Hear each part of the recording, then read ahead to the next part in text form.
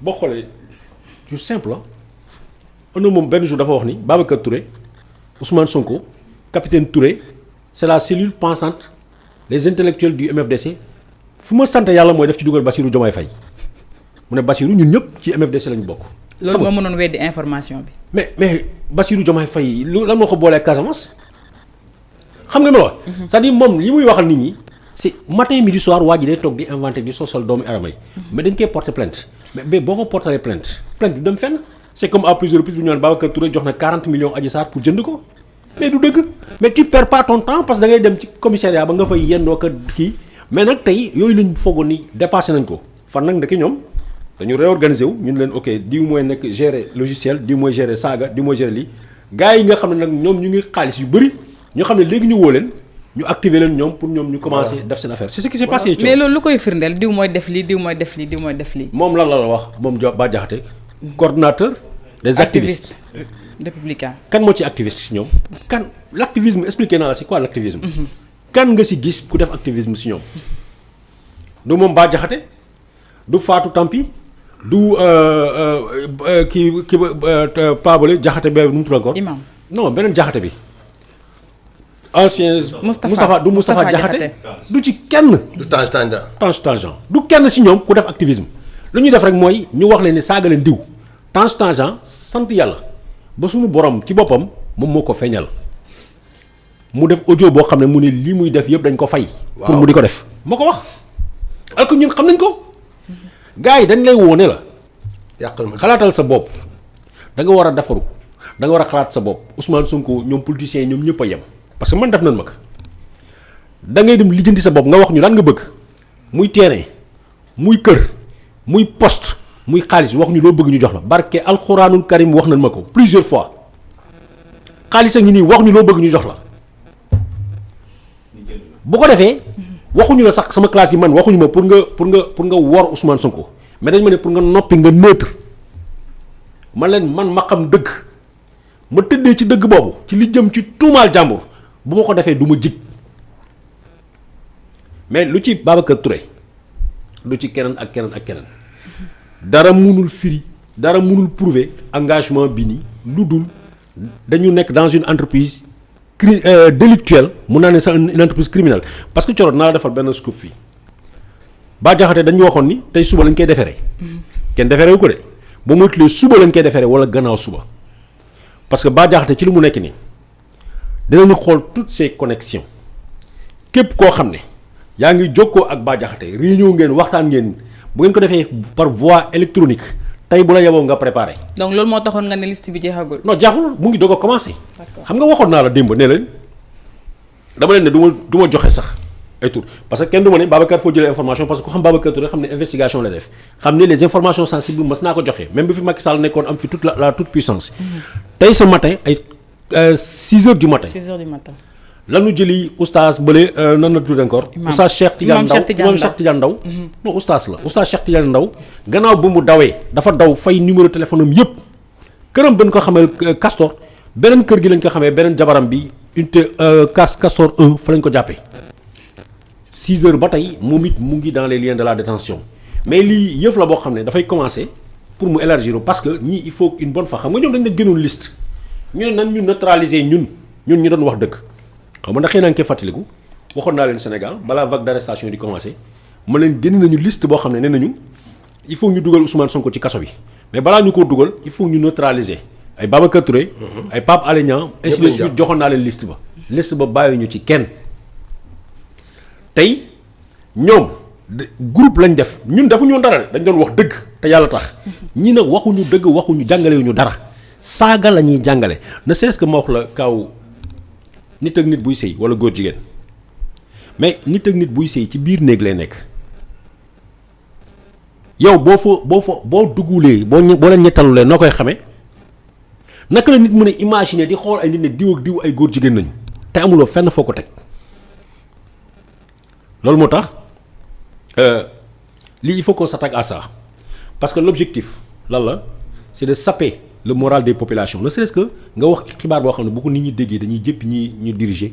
délit la mais boole ci nga teg ko ci deru ñoo xam ne ñoo gën a important sur le plan étatique ci réew mi nga di ko teg seen dara ngeen loolu mënul nekk que loolu dara mënu ci def dara Thioro loolu mënul continuer. Merci beaucoup. Alors Ben, sa première réaction? Je suis dubitatif. C'est-à-dire que moi, la liberté d'expression est tellement importante pour moi que j'ai peur, je tremble, ma main tremble quand on dit dañuy jëli nit pour nga dugal la prison parce que dafa am lu nga wax. Maintenant, je comprends aussi que nit bu ñu continuer di diffamer, surtout des autorités et tout qui gèrent un pays, ça pose problème. Mais ceci dit, il faut que nous ayons le sens de la répartie. C'est-à-dire que Babacar disait tout à l'heure, nous on dit des choses vraies, les autres insultent. Il faut relativiser. Il faut relativiser. Parce que si nous délais les propos, peut-être qu'il y a des insultes, mais il y a des attaques contre le régime, il y a des qui, c'est pas tout blanc, tout noir. Maintenant, moi je pense que la justice doit faire son travail, parce que personne ne peut accepter. Diffuser des fausses nouvelles, c'est mettre en danger, même en péril l'État. Et qu'aucun État ne l'accepte. Par contre, il faut suivre une procédure, un process. Et moi, la question que je pose, est-ce qu'au Sénégal, on a un État de droit? Mais sous Macky Sall, on disait amuñu État de droit. Aujourd'hui, comme par hasard, tout le monde n'est dañ ko wara japp, dañ ko wara tej, dañ ko wara li parce que dañu am état de droit. Mais est-ce que fait yi bokku na ben? Non, mais c'est les mêmes faits, c'est-à-dire qu'aujourd'hui, la question que je pose, est-ce que par un coup de baguette magique, parce que la coalition Diomaye est au pouvoir, le Sénégal a un état de droit?